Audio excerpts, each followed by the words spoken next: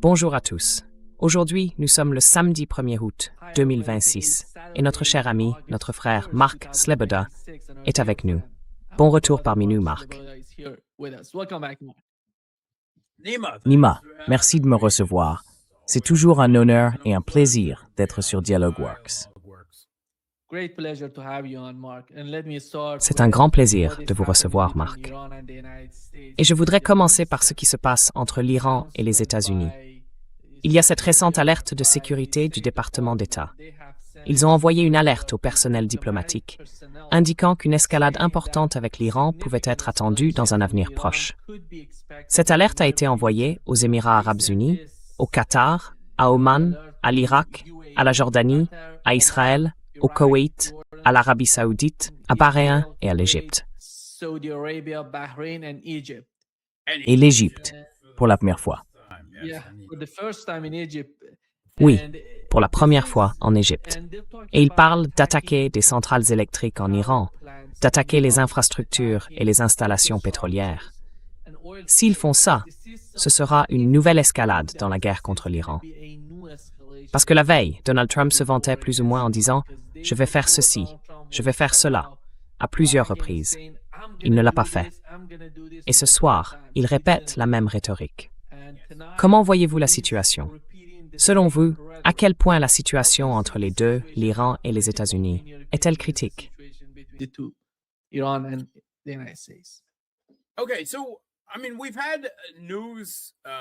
Bon, enfin, des informations venues des États-Unis ont indiqué à plusieurs reprises ces 10 derniers jours environ, et je ne crois pas que ce soit une surprise, que Donald Trump est frustré, que Donald Trump est exaspéré. Il ne comprend pas pourquoi l'Iran ne se rend pas tout simplement à lui, parce qu'il semble croire qu'il est en train de gagner, ou qu'il devrait comprendre qu'il est en train de gagner.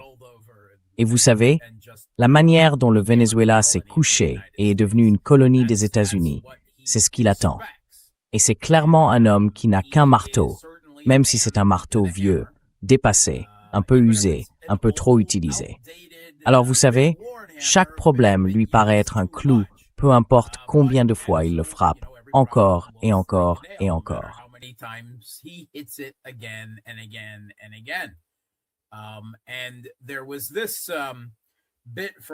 Et il y a eu ce passage du Wall Street Journal, vendredi, où, tôt dans la journée, il a dit aux journalistes qu'il prévoyait de reprendre des frappes militaires massives pour forcer le régime.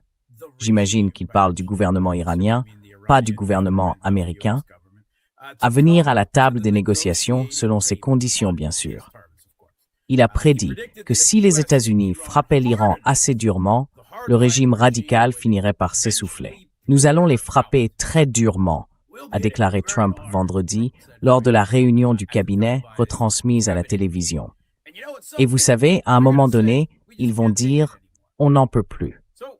Donc, malgré 40 jours de bombardements américains, puis une autre période de 2 semaines de bombardements américains.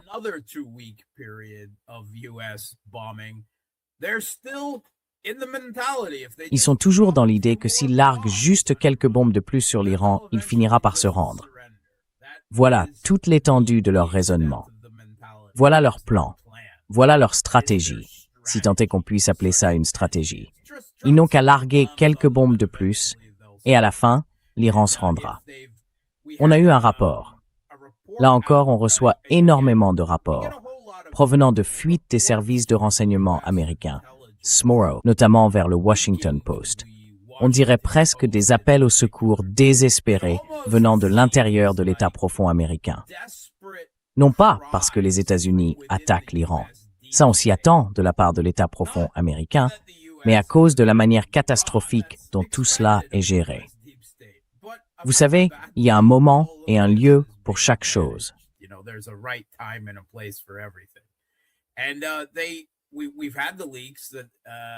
Et il y a eu des fuites selon lesquelles le Pentagone estime que poursuivre les frappes contre l'Iran, en particulier dans le contexte de la côte sud de l'Iran, autour du détroit d'Ormuz, est inopportun. C'est le mot qu'ils ont employé. Ces frappes n'étaient pas efficaces, elles n'avaient aucun effet, ce qui revient évidemment aussi à dire que toutes leurs frappes de ces derniers mois ont donc été inefficaces, puisqu'aucune n'a aidé les États-Unis à forcer l'ouverture du détroit d'Ormuz. Et maintenant, faute de frappes efficaces contre des cibles militaires, il semble qu'ils veuillent se tourner vers des infrastructures à double usage. Vous savez, ce qu'une armée considérerait comme des infrastructures à double usage.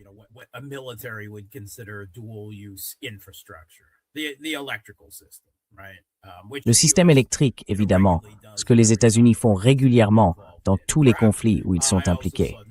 Peut-être aussi, j'ai vu que des centrales nucléaires étaient visées. Bushehr est largement exploité par Rosatom, par le gouvernement russe. Le système énergétique de l'État pourrait devenir une cible. Ils ont évacué la plupart de leur personnel depuis longtemps. Ils l'ont fait pendant la première phase. Je ne sais pas vraiment s'ils ont renvoyé des gens depuis la fin de celle-ci. Si c'est le cas, je dirais que le retour de personnel a sans doute été relativement limité. Mais aussi, bien sûr, les ponts, les usines de traitement de l'eau et tout le reste.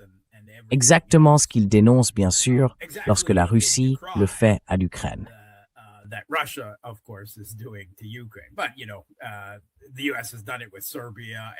Mais vous savez, les États-Unis l'ont déjà fait avec la Serbie, l'Irak et la Libye. Et en fait, avec pratiquement tous les pays avec lesquels ils sont entrés en guerre depuis la Seconde Guerre mondiale. Mais c'est différent quand ce sont eux qui le font. De son côté, l'Iran a été très clair. Il existe une forme de destruction mutuelle assurée. Si les États-Unis ciblent les infrastructures iraniennes, l'Iran a une liste de cibles et détruira systématiquement les infrastructures énergétiques, le pétrole, le gaz et d'autres infrastructures de tous les pays du Moyen-Orient qui accueillent des bases militaires américaines. L'Arabie saoudite, les Émirats arabes unis, le Qatar, le Koweït et Bahreïn en premier lieu, ainsi qu'Israël. Et ils ont publié une liste de toutes les cibles qu'ils frapperaient.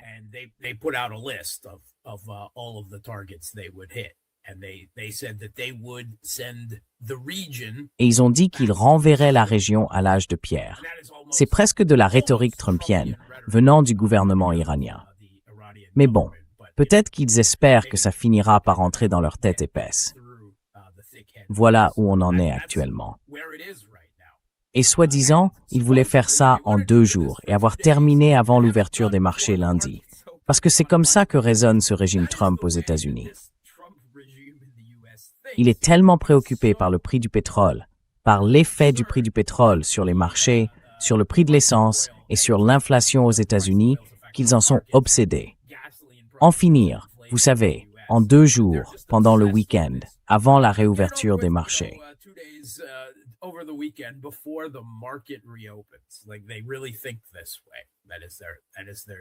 Ils pensent vraiment comme ça. C'est leur fenêtre d'opportunité stratégique entre la fermeture des marchés le vendredi et leur réouverture le lundi. Enfin, c'en est presque risible, je dirais. On a aussi eu, j'imagine, une nouvelle campagne de relations publiques venant de l'appareil américain, de l'État profond américain. Mais le plus haut gradé américain, en Europe, Gingrich, a déclaré à la presse qu'il n'avait pas les moyens de défense aérienne nécessaires pour protéger à la fois Israël et les États-Unis en cas de nouvelle escalade de la guerre avec l'Iran. Il pourrait devoir retirer des défenses d'Israël pour privilégier la défense du territoire américain. Cela doit certainement faire sourciller, mais j'imagine que c'est, vous savez, une opinion dissidente venant d'un Pentagone par ailleurs docile qui dit que c'est de la folie. On ne peut pas continuer. Nous n'avons pas les missiles intercepteurs de défense aérienne. Nous n'avons même pas les munitions à distance de sécurité.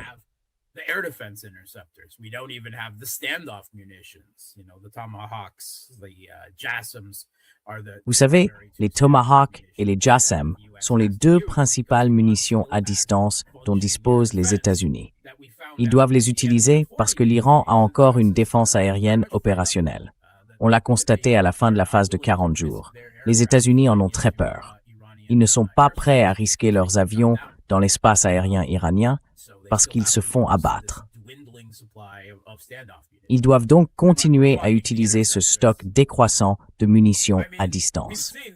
Et quand on parle des intercepteurs, on a vu leur efficacité. On a vu 8, 9, 10 intercepteurs patriotes être tirés pour tenter d'abattre un seul missile balistique iranien, parfois sans y parvenir, du moins face aux missiles iraniens les plus récents. Donc vous savez, ça doit remettre en question leur efficacité en général. On a l'impression d'en être déjà arrivé là tellement de fois.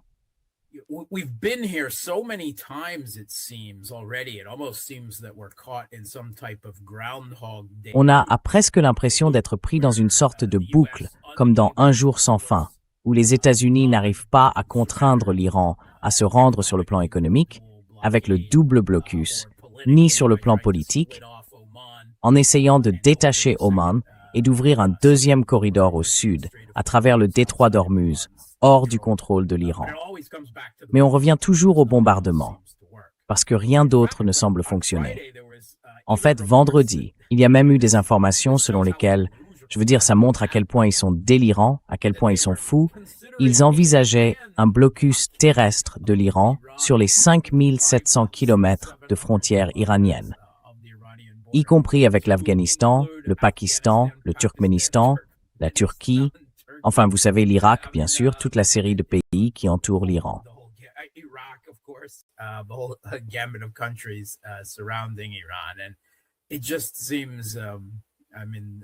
Et le simple fait qu'ils puissent envisager que ce soit seulement réalisable nous dit que l'Arménie et l'Azerbaïdjan sont désespérés, non?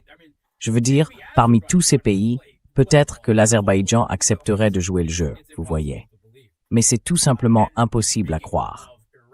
Et en parlant de l'Irak, du conflit, lors de la première phase de la guerre, il était tout à fait vrai que l'Irak était en réalité le principal champ de bataille entre les États-Unis et l'Iran. En effet, la plupart des frappes aériennes israéliennes et certaines frappes américaines ont été menées depuis l'espace aérien irakien, n'est-ce pas? Mais il y avait aussi une guerre au sol, et cela redevient vrai aujourd'hui. Et plus tôt cette semaine, les États-Unis et l'Arabie saoudite ont frappé l'Irak. Ils ont attaqué l'armée irakienne face de mobilisation populaire.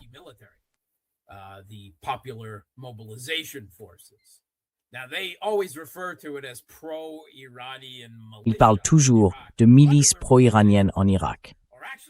Mais les forces de mobilisation populaire font en réalité officiellement partie de l'armée irakienne, et ce depuis plus de 10 ans maintenant. Donc depuis une semaine, les États-Unis et l'Arabie saoudite mènent littéralement une guerre contre l'armée et le gouvernement irakien. Ils affirment que les frappes qui ont touché Abqaiq en Arabie saoudite, je massacre probablement la prononciation, une raffinerie de pétrole très importante située à l'extrémité est du réseau d'oléoduc Est-Ouest, aurait été menées par des milices pro-iraniennes, vraisemblablement les forces de mobilisation populaire ou d'autres groupes qui leur sont alliés en Irak. Fait intéressant, les Houthis, le mouvement Ansar Allah au Yémen, ont en fait revendiqué l'attaque. Ils ont dit que c'était eux qui l'avaient menée. C'est donc intéressant.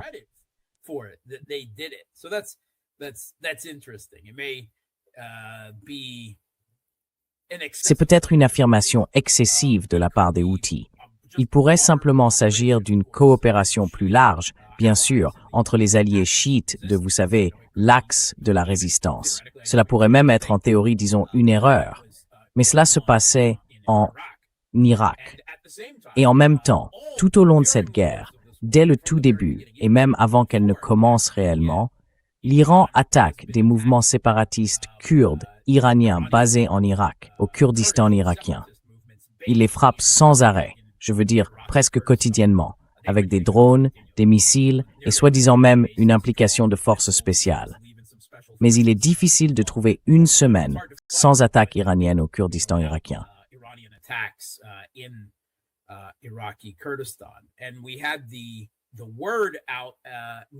Et vers la fin de la semaine dernière, on a appris que les États-Unis achevaient le retrait de l'ensemble de leurs forces militaires du Kurdistan irakien, d'Erbil.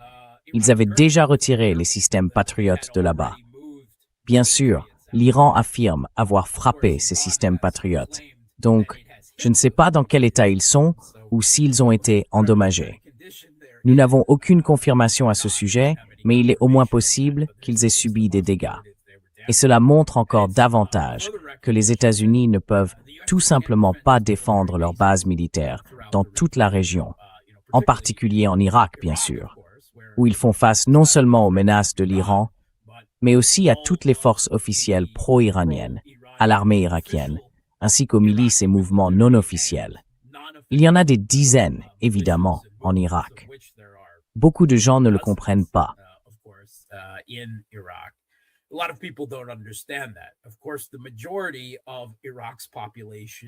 Bien sûr, la majorité de la population irakienne est chiite, et elle n'apprécie vraiment pas la manière dont le gouvernement irakien collaborationniste, qui fonctionne en grande partie comme une colonie des États-Unis, gère, vous savez, les relations entre son pays et l'Iran, ou, vous savez, de l'autre côté, avec les États-Unis. Donc on a vu comment cela s'est manifesté à la fin des funérailles de l'ancien guide suprême iranien, l'ayatollah Ali Khamenei, qui a été assassiné, tué par les États-Unis et Israël le premier jour de la guerre. Au cours des 2 dernières semaines, lorsque ces funérailles ont eu lieu, à la fin, sa dépouille a été envoyée en Irak, dans 2 villes, Najaf et une autre ville en Irak. Sans doute, bien sûr, vous savez, au cœur des communautés chiites d'Irak, afin qu'elles puissent elles aussi pleurer sa mort.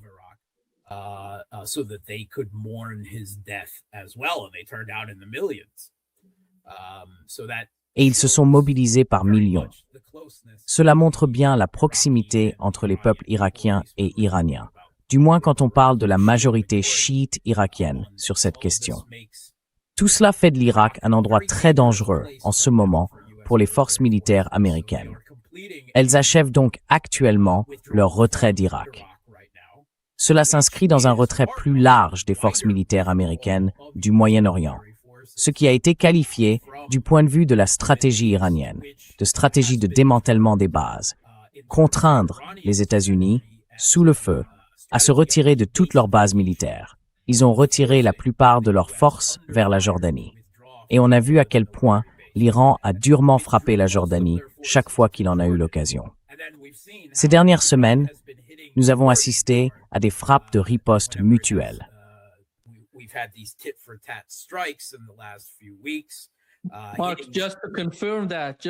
Marc, juste pour confirmer ce que vous venez de dire, une information vient tout juste de tomber via Axios.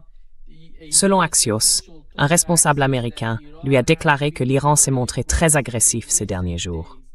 Certains responsables américains seraient surpris de voir jusqu'où Téhéran est prêt à aller dans l'escalade de la guerre. Je vous en prie. Oui.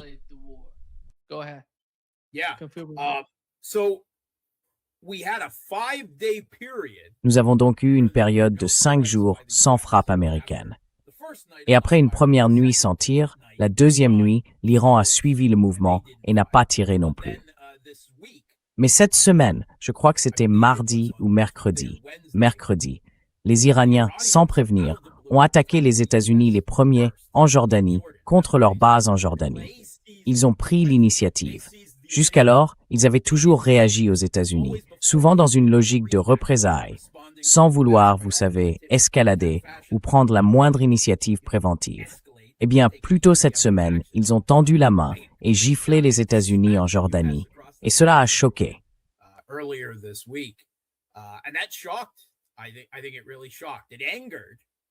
Je pense que cela a vraiment choqué et mis les États-Unis en colère, bien sûr. Mais cela les a aussi choqués parce que c'était tellement en décalage avec tout ce que l'Iran a fait, non seulement dans ce conflit tout récent, mais aussi lors d'épisodes de conflit avec les États-Unis, qui remontent maintenant à plusieurs années. Donc cela montre, premièrement, je pense, que l'Iran a pratiquement renoncé aux négociations avec l'administration Trump. Et ils reprennent ce que nous avions déjà entendu de la part de Sergei Lavrov en Russie. Les États-Unis sont incapables de diplomatie. On ne peut tout simplement les tenir à rien. Ils ont même du mal à se mettre d'accord sur quoi que ce soit. Et quand ils se mettent d'accord sur quelque chose, ils ne donnent jamais suite à ce qu'ils ont accepté.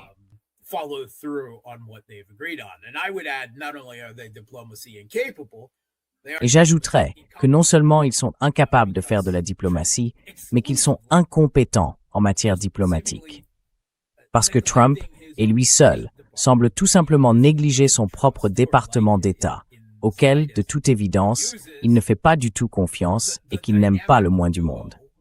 Il utilise comme diplomate le duo dynamique formé par son gendre efféminé, Jared Kushner, et son pote véreux de l'immobilier Witkoff.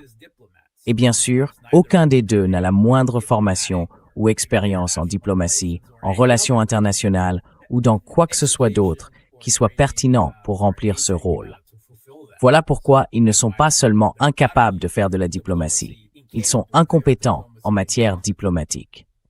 L'Iran a donc décidé que, faute de tout accord diplomatique, les États-Unis doivent être militairement contraints d'accepter publiquement qu'ils ont été vaincus.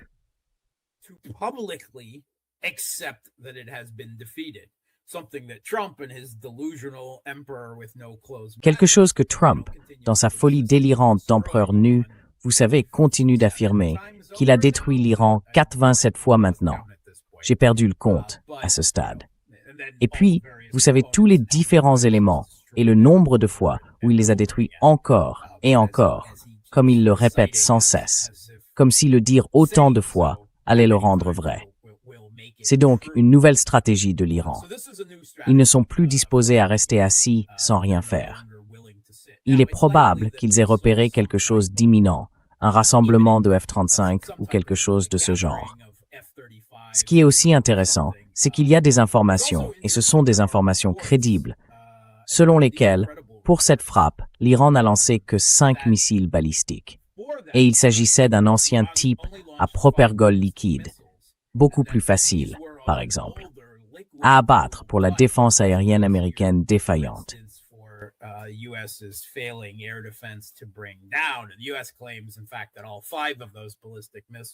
Et les États-Unis affirment en fait que ces 5 missiles balistiques ont tous été abattus.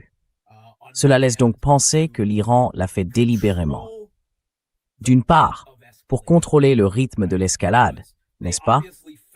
Parce qu'ils estiment évidemment qu'il est dans leur intérêt, compte tenu de l'effet continu sur les prix mondiaux de l'énergie et sur le marché mondial de l'énergie, de maintenir un conflit de faible intensité avec les États-Unis, tout en contrôlant le rythme. Les États-Unis répliqueraient alors, mais vraisemblablement de manière proportionnée à cette frappe. Il est aussi possible que ce qu'ils font, c'est utiliser leurs vieux missiles, ou plutôt, je ne devrais pas dire les gaspiller, mais les utiliser très efficacement pour amener les États-Unis à gaspiller le peu d'intercepteurs de défense aérienne qu'il leur reste.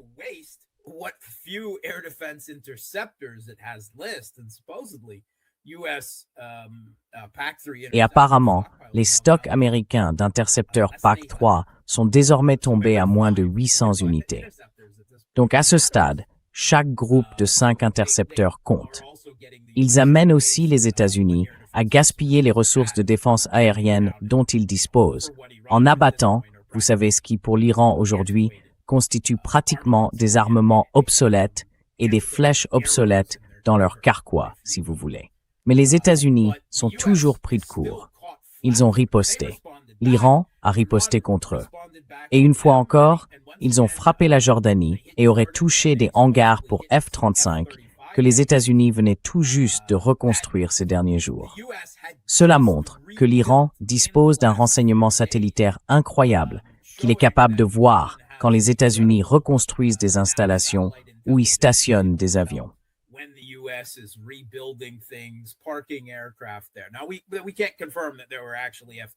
Pour l'instant, nous ne pouvons pas confirmer qu'il y avait réellement des F-35. Les Iraniens affirment en avoir détruit 3 et en avoir endommagé 3 autres. Nous n'avons pas encore de confirmation de cela du côté américain. S'ils ont effectivement été touchés, ce ne serait pas inédit. Vous savez, les États-Unis ne communiquent ce genre d'informations qu'à contre-cœur, et bien plus tard quand cela arrive. Donc nous ne savons pas. Mais il faut rappeler que le prix d'un F-35, quoi qu'on pense de son efficacité, est d'environ 80 millions de dollars des contribuables américains. Ce n'est donc pas une petite part des ressources militaires qui auraient pu être endommagées ou détruites lors de ces frappes. Mais, Encore une fois, c'est du tac au tac, et les États-Unis se retrouvent maintenant, une fois de plus, sans savoir quoi faire. Bombardons davantage. Let's bomb some more. That's what they're left with. C'est tout ce qu'il leur reste. Ils n'ont pas réussi, par des moyens économiques, à contraindre l'Iran à ouvrir le détroit d'Ormuz. Ils n'y sont pas parvenus non plus sur le plan géopolitique. Et quoi qu'il frappe, l'Iran a toujours la capacité militaire de s'étendre et de contrôler le détroit d'Ormuz. Encore une fois, ils n'ont pas besoin de frapper tous les navires qui y passent. Il leur suffit d'en frapper suffisamment pour que les assureurs ne veuillent plus rien avoir à faire avec ça. Un blocus par l'assurance. Et l'Iran dispose de très nombreuses ressources militaires pour y parvenir. Dans une large mesure, ils ont conçu une grande partie de leur armée autour de cette idée. Ils ont des vedettes d'attaque rapides, ils ont un certain nombre de mini-sous-marins, ils ont des UAV, des drones aériens, ils ont des USV, ils ont des drones marins, ils ont, vous savez, les restes de leur propre marine. Ils ont des missiles de croix.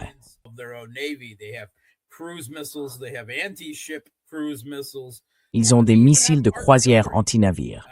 Ils ont même de l'artillerie qui, vous savez, sur la courte distance du détroit d'Ormuz, pourrait aussi être utilisée efficacement. Ils ont des mines marines et, semble-t-il, ils ont enfin miné une bonne partie du couloir sud avec ces mines. On a vu quelques navires qui tentaient de passer être touchés par des mines marines. Donc ils ont énormément d'options, ainsi que des avions. Et vous savez, on pourrait continuer la liste pratiquement à l'infini. Il n'existe tout simplement aucun moyen réellement efficace pour les États-Unis de détruire toutes les capacités iraniennes afin de pouvoir contrôler le détroit d'Ormuz, parce qu'une grande partie a été construite sous terre, dans des abris renforcés, précisément en prévision de cela.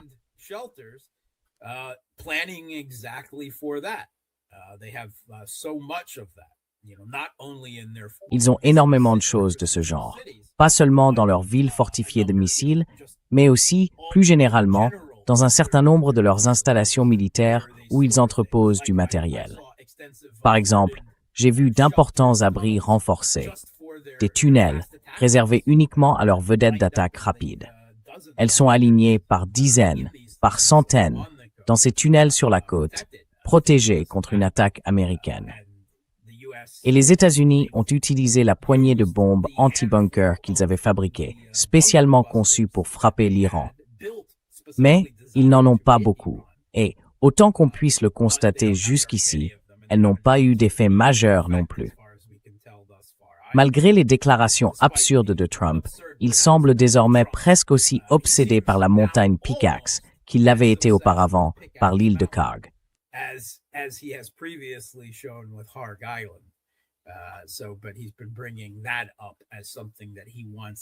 Mais ces dernières semaines, il revient aussi sans cesse là-dessus, comme sur un sujet qu'il veut marteler. Je dis, allez-y, tentez votre chance, mon vieux. Voyons un peu ce que ça vous rapporte.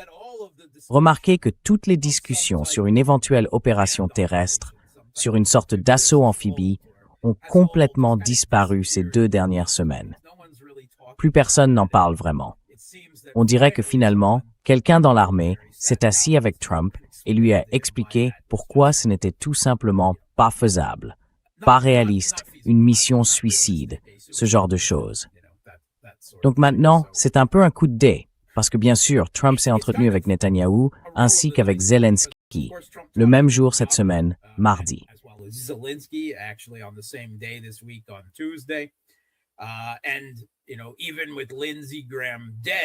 Et même avec Lindsey Graham mort, je suis sûr que son spectre chuchote à l'oreille de Trump des douceurs néoconservatrices, de gentilles petites choses néoconservatrices pour l'encourager à recommencer à bombarder.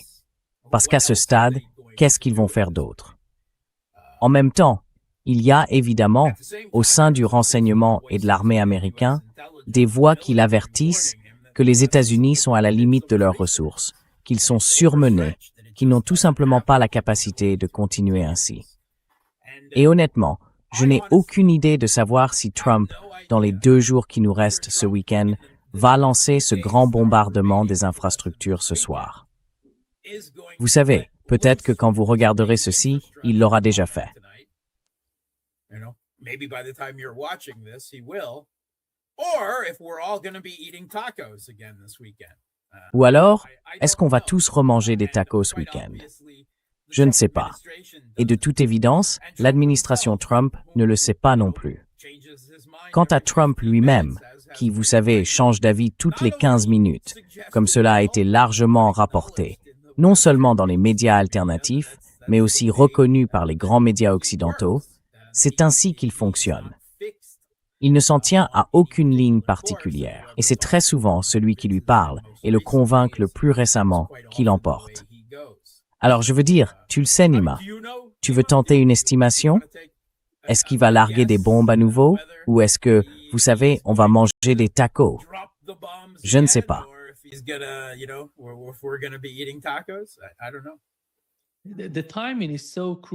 Le timing est crucial, comme vous l'avez dit. S'il prend en compte les marchés, il semble qu'il est, à mon avis, jusqu'à ce soir et demain soir, parce qu'en soirée, les marchés asiatiques vont ouvrir.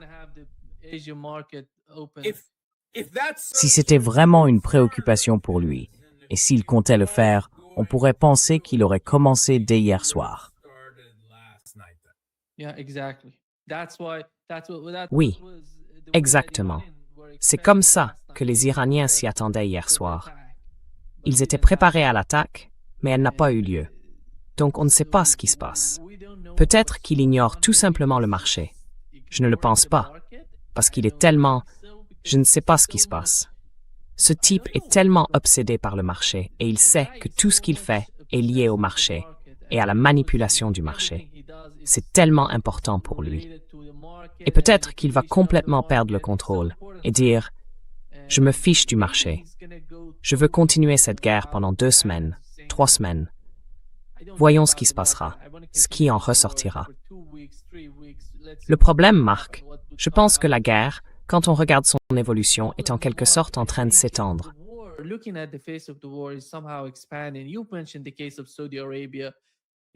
Vous avez évoqué le cas de l'Arabie saoudite, du Yémen, de l'Irak. La Jordanie vient tout juste de dire que s'ils nous attaquent, nous allons répondre, nous allons frapper. Même l'Arabie saoudite dit que s'ils les attaquent, s'ils attaquent la Jordanie, nous allons répondre. Je ne sais pas pourquoi l'Arabie saoudite devient beaucoup plus courageuse et beaucoup plus audacieuse dans ce combat. Et ils ouvrent au moins 2 fronts. Si on ignore simplement le front avec l'Iran, l'Iran n'attaquera pas. Partons du principe qu'ils ne vont pas s'en prendre à l'Iran.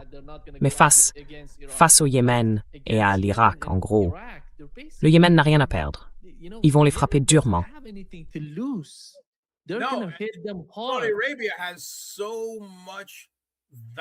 L'Arabie saoudite possède tellement d'infrastructures énergétiques précieuses et vulnérables. C'est tellement facile à viser. C'est vraiment disproportionné. Oui, l'Arabie saoudite a, vous savez, une force militaire plus importante que celle des Houthis en termes d'avions et d'autres choses comme ça. Mais enfin, si, disons qu'on organisait un combat sans absolument aucune règle entre un soldat saoudien et un guerrier Fremen Houthi, vous parieriez contre ce Houthi et sur le saoudien. Parce que moi, non. Aujourd'hui, l'Arabie saoudite n'a guère la réputation de disposer de forces militaires puissantes, ni d'une quelconque volonté militaire. Les Houthis, en revanche, comme vous le disiez, ont si peu de choses à protéger, alors qu'ils ont énormément de cibles à frapper de l'autre côté. Et si l'on parle d'une escalade horizontale du conflit, n'oublions pas le régime de Kiev en Ukraine. Let's not forget the Kiev regime in Ukraine. Because we saw this. Parce que nous avons vu ça. Cette attaque de drone menée par le régime de Kiev contre un pétrolier cargo russe sur la mer Caspienne était manifestement un navire marchand iranien en mer Caspienne, qui faisait du commerce avec la Russie. Le régime de Kiev affirme qu'il était militaire. C'était peut-être le cas, qui sait? Mais ils ont tout à fait le droit de le faire. Je veux dire, qui va empêcher la Russie et l'Iran de commercer? Les États-Unis peuvent imposer toutes les sanctions qu'ils veulent, mais ce sont des sanctions unilatérales. Elles n'ont aucune autorité internationale, aucune reconnaissance internationale, rien de tout ça. Et les États-Unis ont des options militaires très limitées pour arrêter ce commerce. C'est là que Zelensky a mis sa tête de gobelin vert en essayant de s'attirer les faveurs de Trump avant sa visite à Washington. Et il n'a rien obtenu de toute cette affaire, semble-t-il.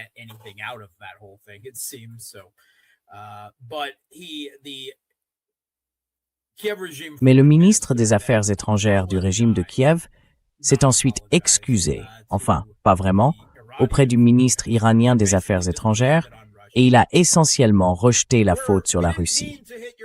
Nous ne voulions pas frapper votre cargo. Nous l'avons simplement fait à cause de la Russie. Voilà la longue excuse qu'il a donnée.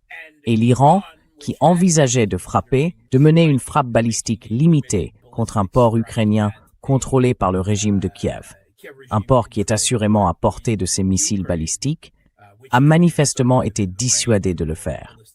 Peut-être même par la Russie, qui ne veut pas que les deux conflits se rejoignent. Ce que bien sûr Zelensky adorerait, parce que cela ramènerait les États-Unis dans le conflit.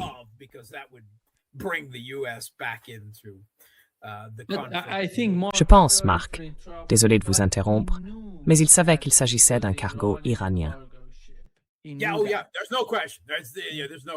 Oui, il n'y a aucun doute. Aucun doute. Ils peuvent dire « Oh, on ne voulait pas le frapper ». Bien sûr qu'ils voulaient le frapper. C'est complètement ridicule. L'Iran a évidemment choisi d'accepter cela, tout en exigeant publiquement qu'il y ait restitution, c'est-à-dire des réparations, qui bien sûr ne viendront jamais. Mais la réalité, c'est qu'il n'est pas facile pour l'Ukraine et l'Iran de se frapper mutuellement. C'est possible, mais ils ont tous les deux d'autres préoccupations plus importantes. Et il est assez évident que le régime de Kiev s'est mêlé de cette affaire, là encore, surtout pour s'attirer les faveurs de Trump. L'idée étant que les Européens ne l'aideront pas et qu'il montre à quel point il peut être utile. C'était l'intention.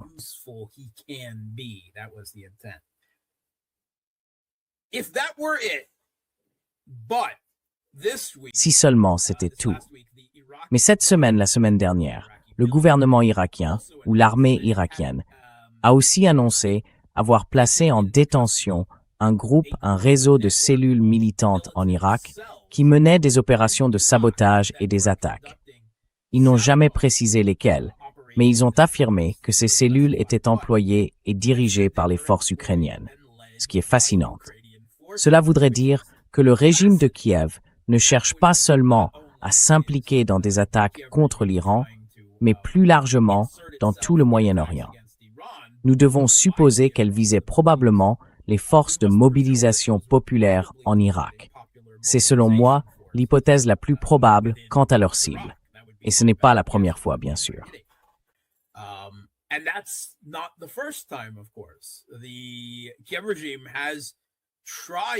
Le régime de Kiev a essayé d'étendre son réseau terroriste, si vous voulez, contre la Russie et ses alliés dans le monde entier. Il entraînait Al-Qaïda, Ayat Tahrir al-Sham, à utiliser des drones jusqu'au renversement final du gouvernement Assad, impliquant la CIA et les services de renseignement turcs. Al-Qaïda est alors essentiellement entré et a pris le contrôle de la Syrie. Et ils ont participé à l'entraînement d'affiliés locaux d'Al-Qaïda, ainsi que d'autres djihadistes et insurgés en Afrique, dans la région du Sahel, contre des gouvernements qui se sont alignés géopolitiquement sur la Russie, en particulier le Mali, mais pas seulement. Donc ce régime essaie simplement de s'immiscer là où il voit des intérêts occidentaux et de frapper la Russie et ses alliés partout dans le monde.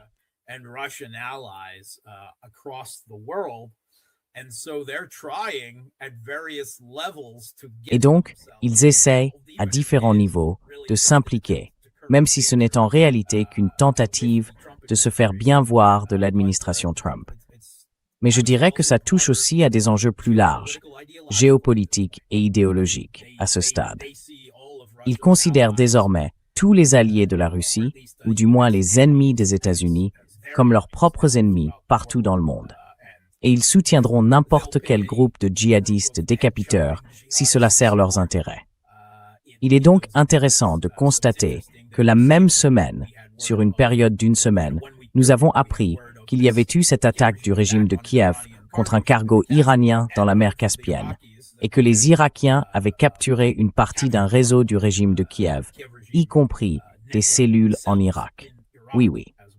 Je pense que, dans le cas de Zelensky, ils ont fait ça. The case of Zelensky, they did that. They pretend that nothing Ils font happened. comme si rien ne s'était passé. Après la rencontre entre Donald Trump et Zelensky, ils ont appelé les Iraniens. Il semble qu'il n'ait pas reçu de signe positif des États-Unis indiquant qu'ils allaient. The United States that they're gonna Yeah, it's just currying favor. Oui, simplement pour s'attirer ses faveurs. Ça, vous savez, c'est assez évident. C'était l'intention principale. Et ça n'a pas marché. Ça ne leur a pas apporté davantage de patriotes. Ça ne leur a pas apporté. L'autre chose que le régime de Kiev voulait vraiment, que Zelensky voulait vraiment, c'était une rencontre avec Elon Musk, qui a refusé. Elon Musk, who turned him down, and he wanted Trump. Et il voulait que Trump fasse pression sur Elon Musk. Il voulait étendre la couverture de Starlink jusqu'en Russie, parce que Starlink permet le contrôle manuel de leurs drones, afin de pouvoir attaquer des sites russes avec Starlink. Car en réalité, c'est assez difficile pour eux de le faire sans Starlink, qui est activé sur tout le territoire ukrainien et dans les parties de la Russie qu'ils continuent de revendiquer comme étant les leurs, comme la Crimée et le Donbass, etc. Donc c'était les deux principales choses qu'il est allé réclamer. Et il est revenu. Pas de patriotes, pas d'intercepteurs patriotes, pas d'extension de la couverture Starlink, pas d'argent supplémentaire, pas d'armes supplémentaires, rien du tout. Juste à un moment donné, vous devriez vraiment penser à la paix de la part de Trump, qui, manifestement, n'a même pas assez de ressources pour poursuivre cette guerre contre l'Iran, encore moins pour faire la guerre à la Russie en Ukraine par-dessus le marché. Much less go to war with Russia in Ukraine on top of it. Max, what the United States was doing. Max, ce que les États-Unis ont fait ces 4 ou 5 derniers jours, c'est essentiellement utiliser les HIMARS au Koweït. Et la plupart des cibles, regardez les cibles dans l'est de l'Iran. Elles ont été touchées principalement par des HIMARS, utilisant des attaques AMS et ce type de missiles qui ont une portée de 200 à 300 km. 200 to 300 kilometers. Coastal attacks. Yeah, coastal attacks. Attaque côtière. Exactly. Oui, attaque côtière. Exactement. C'est en partie pour cette raison-là. Ils doivent utiliser tout ce qui n'est pas une munition à distance, quelle qu'en soit la portée, parce qu'il ne leur reste pas assez de Tomahawk et de JASSM. Oui. Et avec les attaques, quand ils parlent, vous savez, de l'une des principales. When they talk about, one of the reasons that you may doubt if they L'une des raisons pour lesquelles on peut douter qu'ils attaquent ou non, c'est qu'ils ont dit qu'Israël ferait partie de l'opération. Je dirais qu'Israël profitait de la guerre entre l'Iran et les États-Unis en restant simplement à l'écart, sans rien faire, et en voyant la dévastation dans les États arabes, ce qui est très bien pour eux, à mon avis. Oh yeah, they love Oh oui, ils adorent ça. Ils en redemandent. À leurs yeux, ils gagnent sur les deux tableaux. as far as they're concerned. Même si les États-Unis décident d'attaquer l'Iran, je ne vois pas pourquoi Israël devrait y participer. That would be, I think, that would be more Trump demand. Ce serait, je pense, davantage Trump qui exigerait qu'Israël s'y remette. Vous savez, il se met très en colère quand les États-Unis se retrouvent seuls à assumer l'essentiel de l'effort militaire sans le soutien de leurs prétendus alliés ou États vassaux. Il est très en colère que les Européens n'aient pas envoyé de force pour l'aider dans le détroit d'Ormuz. Non pas qu'ils aient de véritables forces capables de faire autre chose que servir de cible supplémentaire, mais ça le met très en colère. Et s'il devait attaquer l'Iran, il voudrait qu'Israël, vous savez, porte au moins une partie du fardeau. Mais je pense aussi que les États-Unis atteignent tout simplement, vraiment, la limite de leurs ressources offensives à ce stade. Et ils pourraient réellement avoir besoin de... Of its offensive resources at this point. And they might actually need. Let's not forget, so the US is talking. N'oublions pas que les États-Unis parlent de mener contre l'Iran une campagne de frappe aérienne visant les infrastructures. Cela impliquerait nécessairement beaucoup de munitions tirées à distance, tout simplement parce qu'une grande partie de ces infrastructures se trouve très profondément à l'intérieur de l'Iran. Ils ne peuvent pas pénétrer dans l'espace aérien iranien, donc ils devront y recourir. Mais regardez le conflit en Ukraine.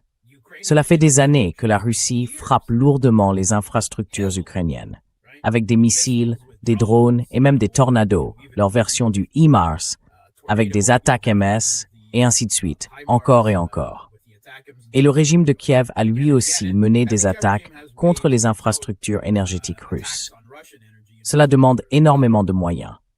Ce n'est pas quelque chose qu'on peut accomplir d'un claquement de doigts, quoi que puissent en penser les États-Unis. Leur puissance aérienne, leur puissance de missiles ne suffisent pas à mener une guerre sérieuse contre l'Iran, contre ses infrastructures. Il faudra des munitions. Il faudra du temps. Ce n'est pas quelque chose qui va simplement se produire du jour au lendemain. Donc cela semble aussi irréaliste et irréalisable, en plus des menaces de l'Iran, qui promet de déchaîner un Armageddon des infrastructures contre les États du Golfe, eux aussi. Il semble que l'Iran conserve une domination en matière d'escalade à cet égard. Et quels que soient les plans américains, je pense qu'une attaque contre les infrastructures iraniennes devrait être une campagne longue, très consommatrice de munitions, qui finirait par exposer une grande partie de leurs moyens aériens à des risques pour des résultats très incertains. Encore une fois, les infrastructures peuvent subir bien plus de dégâts qu'on ne le pense. Ces missiles ne peuvent emporter qu'une certaine charge, des ogives d'une taille limitée.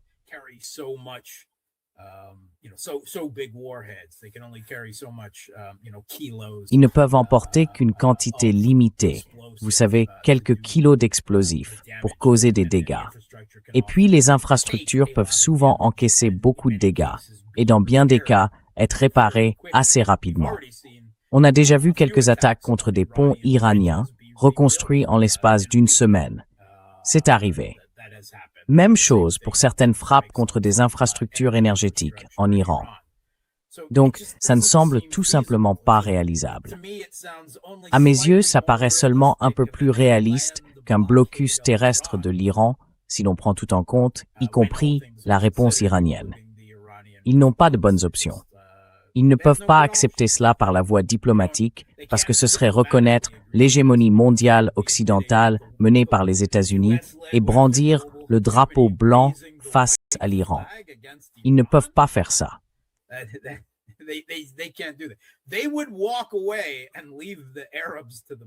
Ils préféreraient se retirer et laisser les Arabes se débrouiller avec ce chaos plutôt que d'accepter un véritable accord diplomatique portant leur signature. Or, il y a des limites à la durée pendant laquelle les États-Unis peuvent poursuivre cette campagne militaire, surtout à une telle intensité. Mais il faut aussi reconnaître que l'Iran souffre sur le plan économique. Le chômage augmente.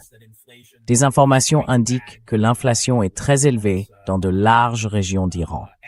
Et vous savez, ils doivent aussi reconstituer leurs ressources militaires, ce qui sera difficile au vu des problèmes économiques plus larges. Eux non plus ne peuvent pas mener indéfiniment une guerre, du moins à cette intensité, contre les États-Unis et les États du Golfe. Cela dit, je pense toujours que l'issue la plus probable de cette guerre. Mais sur ce point, Marc, je comprends tout à fait ce que vous dites. Mais l'Iran mène une guerre existentielle. Une guerre existentielle. Ce qui n'est le cas ni des États-Unis, ni d'Israël, ni des États arabes, à mon avis. C'est le cas. Mais il est aussi vrai qu'il est impossible pour l'Iran de frapper directement les États-Unis, alors que les États-Unis frappent directement l'Iran. Il y a donc une différence dans les dégâts infligés. Oui, l'Iran peut frapper des bases militaires américaines au Moyen-Orient. Les Américains s'en retirent. Ça a un effet. Oui, l'Iran peut frapper leurs alliés des États du Golfe. Mais au-delà de l'effet sur les marchés, vous pensez vraiment qu'ils s'en soucient? Trump se soucie vraiment de ce qui arrive à ses vassaux arabes? Non, il ne s'en soucie pas. Donc il y a aussi cela. So there is that as well. But ultimately, because the US is diplomacy incapable, Mais au fond, comme les États-Unis sont incapables de faire de la diplomatie, et j'en suis vraiment convaincu, surtout sous Trump, au moins jusqu'à la fin de l'administration Trump, voire au-delà, le scénario le plus probable, c'est un conflit de basse intensité, avec, de temps à autre, des flambées de frappe et de riposte, puis des accalmies, et rien ne sera jamais signé. Les États arabes se retrouveront essentiellement dans une position d'attente, où ils devront parvenir à une sorte de modus vivendi avec l'Iran, au moins pour une période temporaire. Pendant ce temps, ils chercheront désespérément des contournements et des solutions de rechange, comme l'oléoduc Est-Ouest saoudien, qui aujourd'hui, ils doivent trouver un contournement à ce contournement. C'est la marche de la honte, envoyer leurs pétroliers faire tout le tour du cap de Bonne-Espérance pour éviter les Houthis en mer Rouge.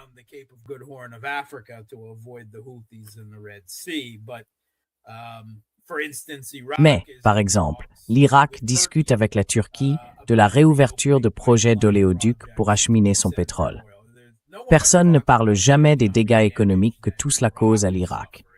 Pourtant, l'Irak est probablement celui qui souffre le plus économiquement de toute cette situation. Le pays a de vrais problèmes, peut-être même plus graves que les difficultés économiques auxquelles l'Iran est confronté.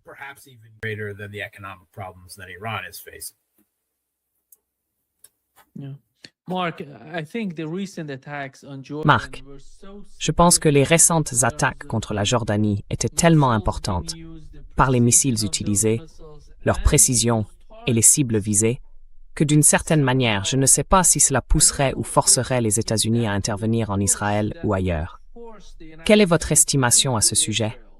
Et comment cela va-t-il influencer leur politique, leur compréhension de leurs munitions, vous savez, et des armes qu'ils ont dans la région?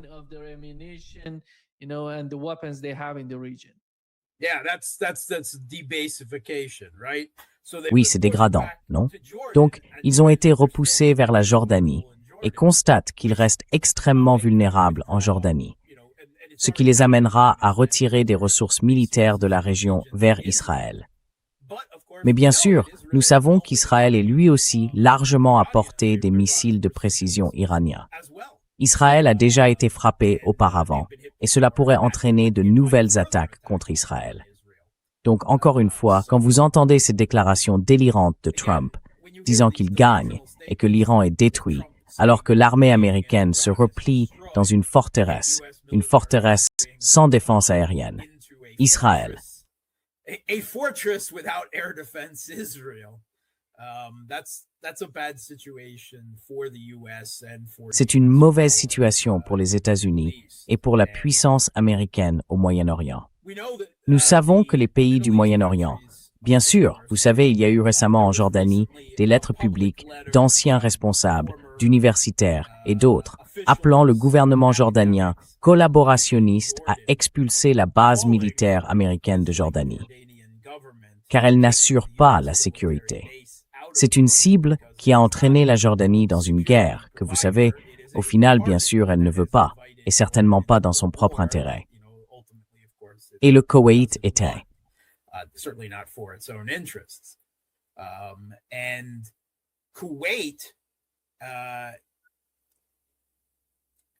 they're left with a terrible security. Ils se retrouvent avec une situation sécuritaire terrible. De toute évidence, ils ne peuvent pas compter sur la sécurité assurée par les États-Unis, quoi que disent ou promettent les États-Unis. Alors, vers qui se tournent-ils? Eh bien, pas vers l'Iran, mais vers le Pakistan, ce que fait aussi l'Arabie saoudite, et dans une plus large mesure. Ils essayent d'intégrer le Pakistan. Et c'est très intéressant, parce que le Pakistan se positionne aussi comme le principal médiateur entre les États-Unis et l'Iran dans les négociations. Personne ne peut dire que le Pakistan a adopté une position hostile envers l'Iran. En réalité, ils ont ouvert davantage le commerce transfrontalier qu'il n'y en avait entre l'Iran et le Pakistan avant le début de la guerre.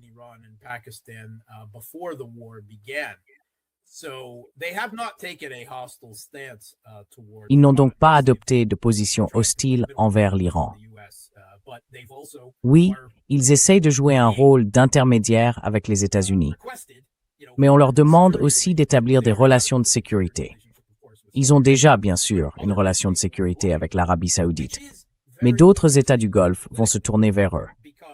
C'est très intéressant sur le plan géopolitique parce que, bien sûr, le Pakistan est, dans une très large mesure, aligné géopolitiquement sur la Chine. Cela donnerait à un Pakistan sous influence chinoise davantage d'influence au Moyen-Orient, ce qui donnerait vraisemblablement à la Chine davantage d'influence au Moyen-Orient au bout du compte. Sans rien faire, elle gagne encore une fois. Doing nothing and winning again. Exactly. Exactly. Yeah. Exactement. Exactement. Oui. Même si cela ne se produit pas, à mon avis, le vainqueur de la guerre en Ukraine et en Asie occidentale, c'est la Chine. Non, sans aucun doute, elle gagne haut la main.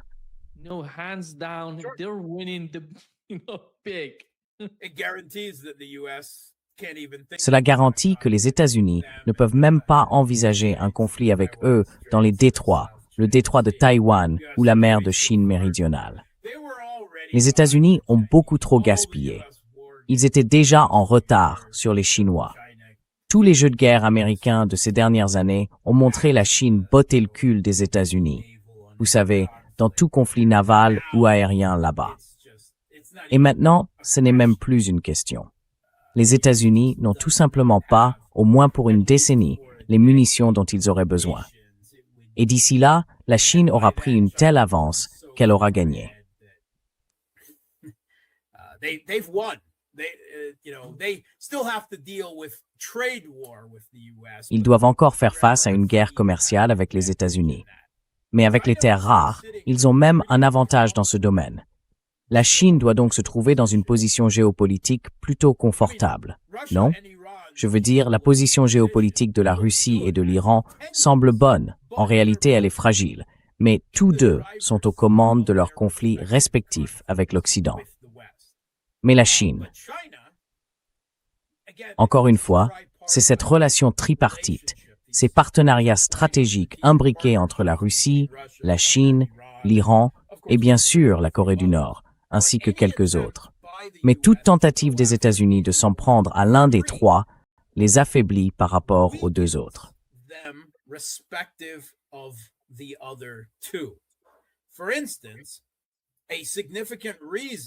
Par exemple, une raison importante pour laquelle les États-Unis disposent de si peu d'intercepteurs de défense aérienne pour leur guerre contre l'Iran, c'est qu'ils en ont déjà gaspillé énormément en les envoyant à Kiev pendant plusieurs années à cause du conflit en Ukraine. Et quand ils essaient de s'en prendre à l'Iran sur le plan géoéconomique, avec ce contre-blocus, l'Iran riposte en utilisant, vous savez, en militarisant son levier géoéconomique contre les États-Unis, avec la fermeture du détroit d'Ormuz et de Bab el-Mandeb. Eh bien, cela fait grimper le prix du pétrole, du gaz naturel, du GNL, de l'hélium, des engrais, de l'aluminium et de toutes les industries connexes, les industries en aval. Et qui est le plus grand fournisseur mondial de matières premières, de céréales, vous savez, de toutes ces choses-là? La Russie. Donc, s'en prendre économiquement à l'Iran renforce la Russie, remplit ses caisses et lui permet de continuer à gagner sa guerre d'usure, beaucoup plus lente et acharnée, contre l'Occident en Ukraine.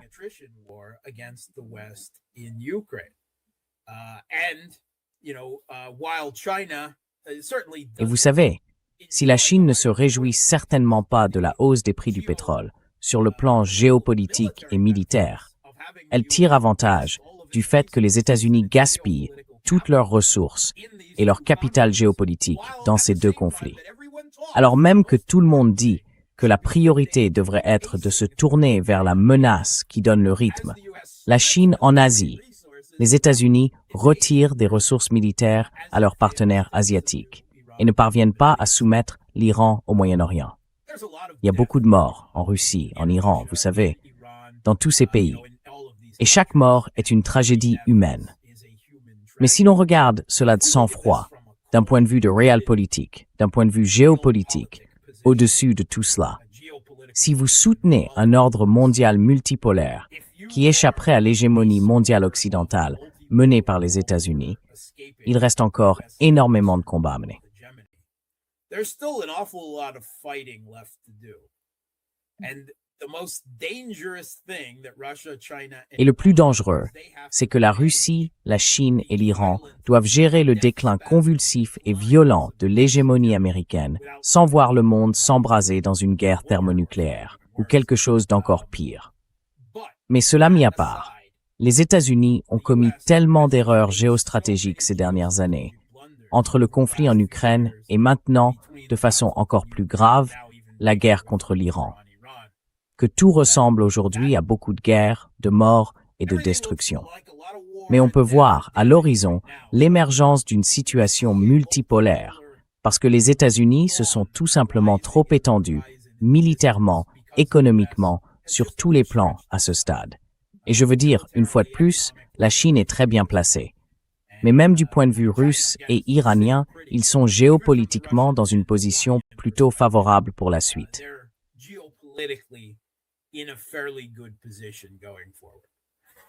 Yeah, exactly. Exactly. Oui, exactement. Exactement. Merci Marc.